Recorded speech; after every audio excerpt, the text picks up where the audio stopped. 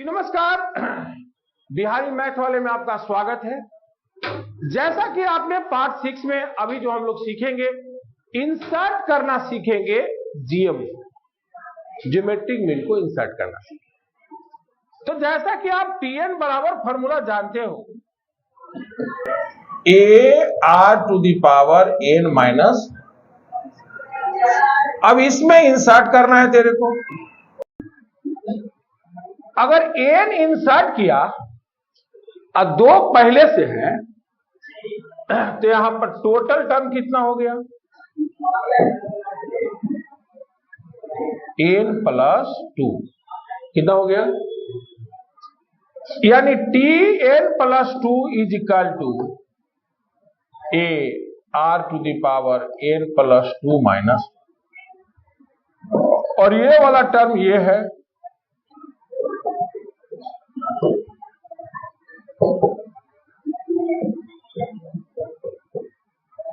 यानी आर बराबर B by ए का होल पावर एन प्लस।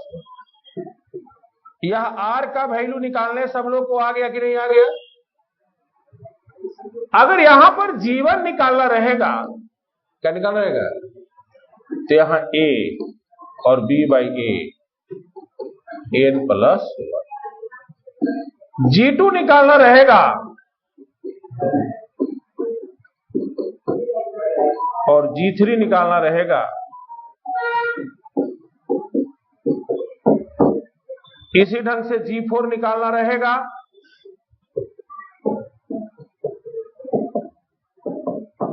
अब यहां पर जो प्रश्न है, यह ज्योमेट्रिक मीन में एंट्री करने के लिए कोई दिक्कत नहीं। अब तुम्हारे पास प्रश्न जो उठेंगे, वह प्रश्न क्या उठेंगे? यहां पर ये 1 है, ये 2, 4, 8, 16, 32, 64, 128, 256, 512, यानी कितना इसमें एंट्री है? 1 2 3 4 5 6 7 8, यानी 1 और 512 के बीच में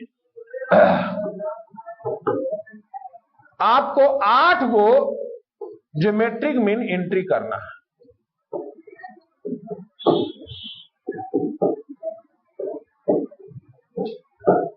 कितना करना है? तो आप कैसे बनाएंगे? यहां a का वैल्यू 1 हो गया और b का वैल्यू 512 हो गया और n है 8, यानी यहां पर सबसे पहले T10 निकालेंगे। तो यहां पर a और r का वैल्यू यहां 9 हो जाएगा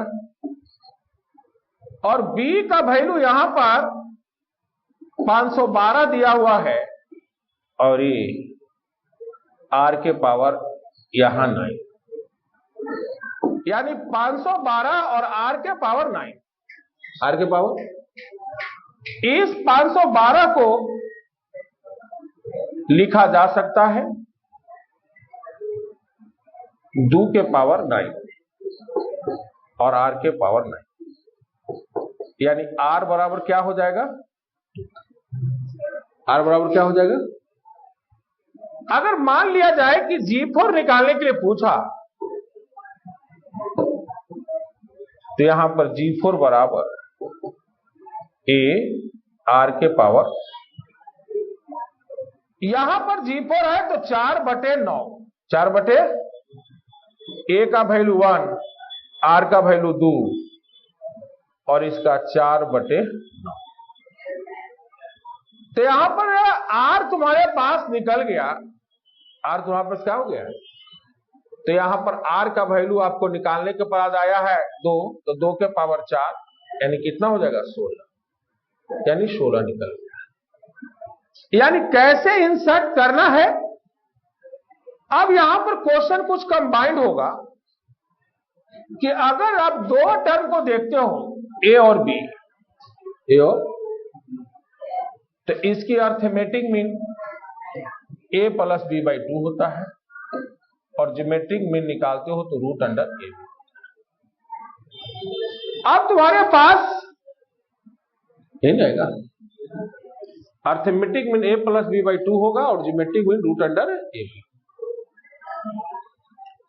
अब यहां पर ए के पावर m प्लस 1 और b के पावर m प्लस 1, a के पावर m और b के पावर m, तो m के किस वैल्यू के लिए, m के, या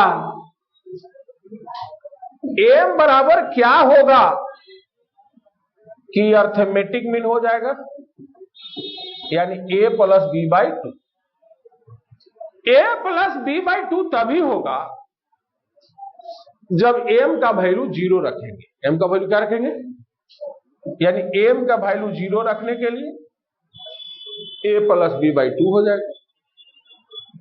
m का क्या वैल्यू होगा जिसके लिए वह ज्योमेट्रिक मीन हो जाएगा, root under a b, root under, यानी अगर m का वैल्यू -1 रखते हैं, -1/2 क्या रखते हैं, तो ऊपर में हो जाएगा रूट अंडर ए, नीचे हो जाएगा रूट अंडर बी, 1/रूट under a root under b, ऊपर में root under a plus root under b, root under b plus root under a into root under a B.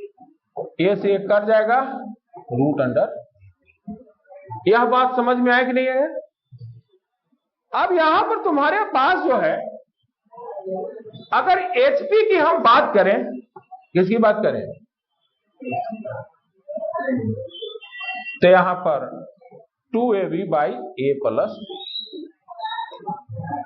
तो यहां पर तुम्हारे पास जो HP की हम बात करेंगे, किसकी बात करेंगे, तो यहां पर m का वैल्यू -1 लेना पड़ेगा। m का वैल्यू क्या लेना पड़ेगा, m का वैल्यू -1 लेने से a के पहले 0 तो वैल्यू 1 हो जाएगा, ये भी वाला 1 हो जाएगा और 1/a और 1/b, यहां पर b प्लस a और a भी ऊपर हो जाएगा। यानी यह दिमाग में आप सेट रखेंगे और जेई में, एनडीए में तुम लोग को पता है कि जेई वाले ने डिक्लेयर कर दिया है कि हम 22 जनवरी से 31 जनवरी तक जेई का एग्जाम लेंगे। इसमें तुम्हारे पास क्वेश्चन आना बिल्कुल तय है जेई में, और यह मैचिंग टाइप पर आएगा, और इस पर हम लोग क्वेश्चन का भी डिस्कशन कर लें कि क्वेश्चन देखते ही आपके पास बनना चाहिए a के पावर m प्लस 2 और b के पावर m प्लस 2 और a के पावर m प्लस 1 और b के पावर m प्लस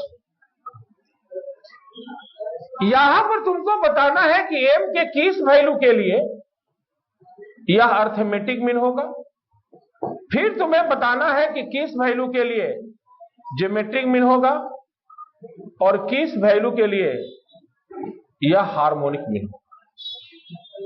आपको कलम नहीं लगाना है, आपको कलम, आपको आंसर डायरेक्ट लिख देना है। क्या लिख देना है, यानी यहां पर m का वैल्यू -1 होगा और यहां m का वैल्यू -3/2 होगा और यहां m का वैल्यू -2 होगा। यानी आपको गणित क्या लगाना है यह जानना आपको जरूरी है। गणित यहां लगाना है कि ये वाला वैल्यू 0 के बराबर होना चाहिए तो अर्थमेटिक मीन हो जाएगा, और ए वाला वैल्यू -½ के बराबर होना चाहिए तो यह जीएम हो जाएगा, और ये वैल्यू -1 के बराबर होना चाहिए तो हार्मोनिक मीन हो जाएगा।